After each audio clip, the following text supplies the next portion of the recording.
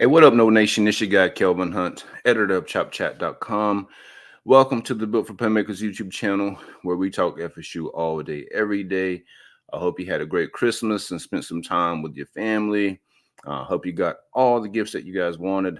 I received a couple cool gifts for the channel.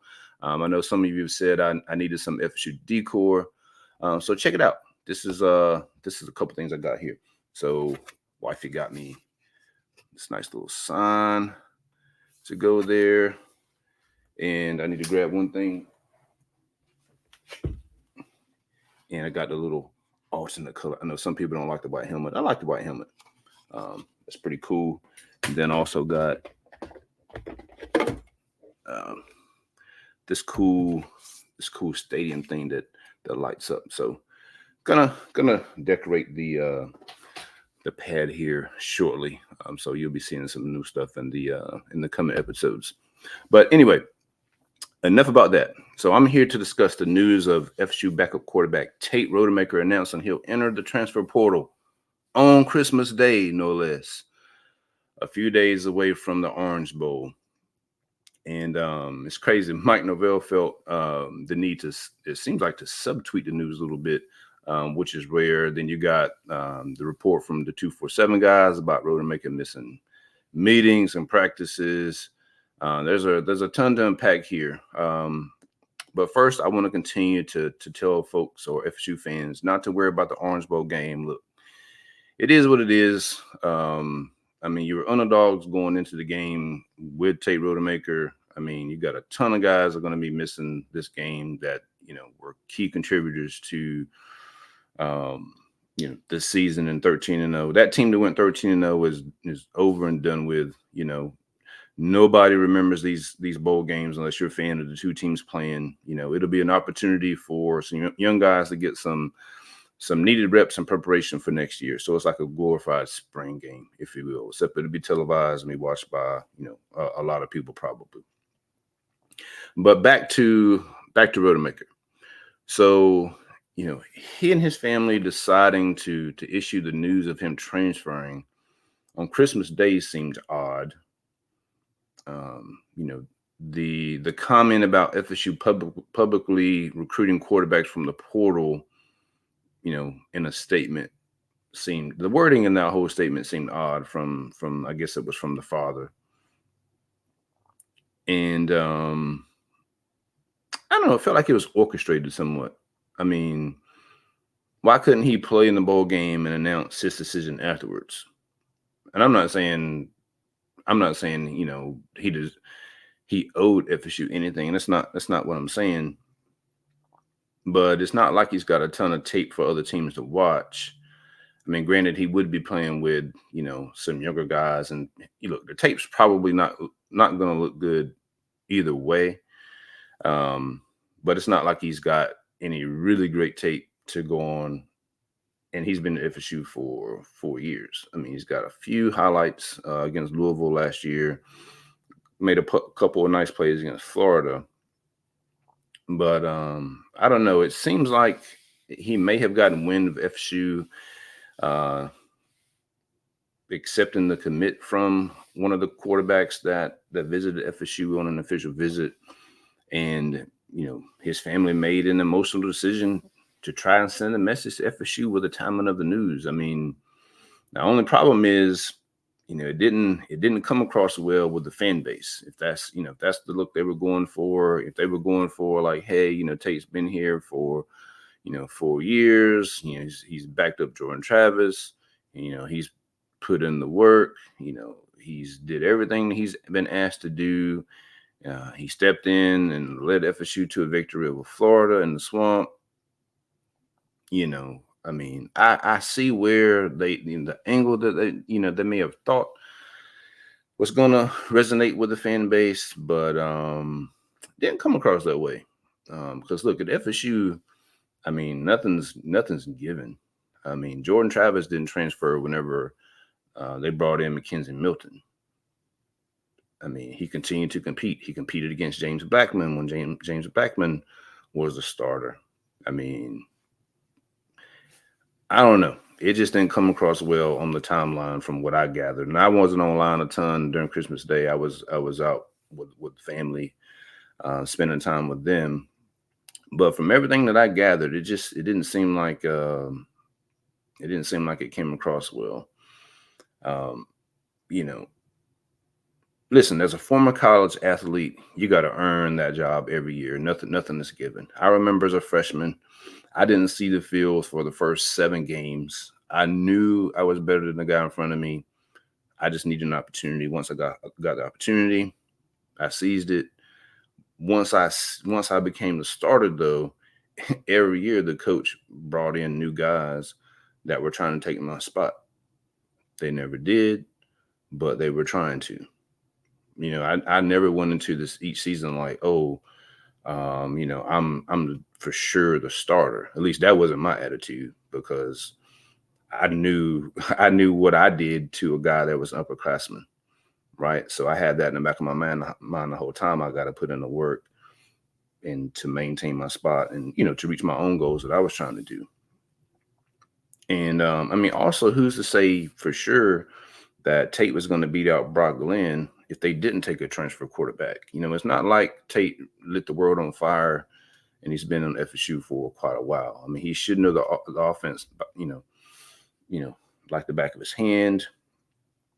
And I don't know. And also regarding the reporting from 247 about him missing practices and meetings, from what I saw, I mean, there wasn't really a lot of context given about how long ago that was. Was that 2 years ago, last year, this year? So I don't want to make too much of a judgment about that. But seeing guys in Tate's position as a former college athlete, this is kind of what I would gather. If that's true, it would seem like Rodemaker was content with knowing he was the backup to Jordan Travis and didn't take things as serious as he should have as far as a competitor. Because human nature is just, you're conceding Jordan Travis as a starter. You're never going to get to play unless it's a blowout, or if he gets hurt. But we've seen Jordan get banged up or whatever. So you got to think it's you might have an opportunity if you stay ready. And but you can't you can't have that approach and then assume you'll be given the starting job either, because the coaches are at every practice and they're assessing these performances. And when they went to pursue a transfer quarterback, I mean, that kind of told you everything you needed to know. And I figured the writing was on the wall for Rodemaker. I'm surprised that he didn't announce the decision, when they brought DJU and Cam Ward in for official visits, though. That's when it was assumed he would have played in the Orange Bowl, because he didn't announce anything. Right. But now that he's waiting, literally a few days before the game to announce it, and it's on Christmas Day, I mean, that's not a good look, man. That's not a good look. So, FSU will ride with Brock Glenn and a bunch of other young players in the game. I would expect news from a transfer quarterback relatively soon. I mean, that's the only thing that makes sense to me. That, I guess he got word that they're definitely taking a guy, which, I mean, if they brought 2 guys in on OVs, they're going to take a guy. So that's why it was puzzling that he didn't announce beforehand. And and as I put in my last video that I dropped on Christmas Eve, I think you can expect FSU to go ahead and start turning up the heat on some guys in the transfer portal, since we've gotten past Christmas. You got a ton of bowl games left, and you're going to see more and more guys enter the portal, more experienced and more proven guys from better teams. And so I would expect FSU to start, making some headway here in the transfer portal, which I mentioned in an earlier video about, I felt like the quarterback probably would be the linchpin to kind of get things going, because that kind of dictates a few things. If you get a quarterback then you're gonna, there's a need for offensive lineman and a wide and at least one wide receiver. So whomever you bring at quarterback is going to influence those positions. They've already taken Marvin Jones Jr. and they'll need some more help as far as the defensive side of the ball as well.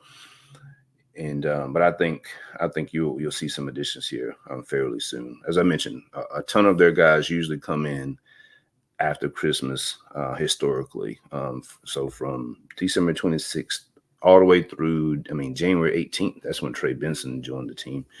And if not in the spring, which is when they prefer, in May. We've had offensive linemen to join the team in May. Keon Coleman joined the team in May this past year. But yeah, it's just not a good look with Tate Rodemaker, in my opinion. Like I said, it just feels like it was orchestrated a little bit. And I think that's probably why you saw that tweet from Mike Norvell.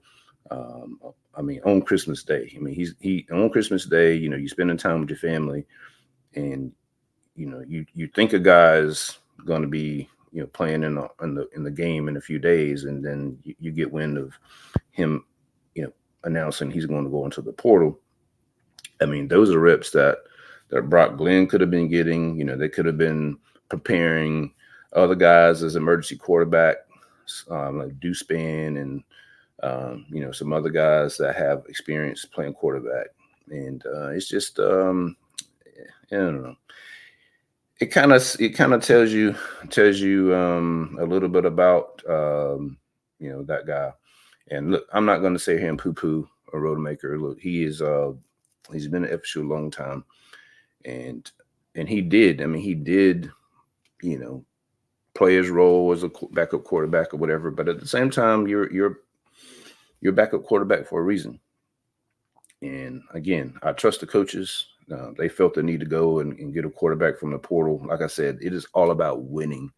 There's immense pressure on these coaches to win games. And whenever you've been in a situation like Mike Norvell, and you were 8-13 after your first 2 years, and then you finally get this thing turned around and go 10-3 and then 13-0.